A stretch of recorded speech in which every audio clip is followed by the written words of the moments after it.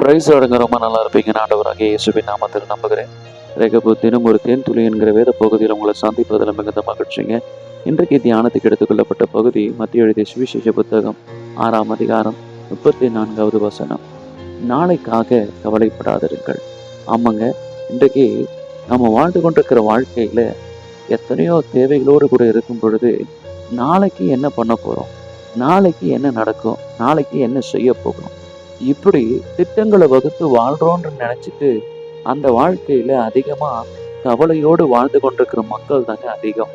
அதனால்தான் பைபிள்ல சொல்லுகிறது, ஆகாயத்து பறவைகளை கவனித்து பாருங்கள், அவைகள் விதைப்பதும் இல்லை, அறுப்பதும் இல்லை, என் தேவன் அதை போஷிக்கிறாருங்க.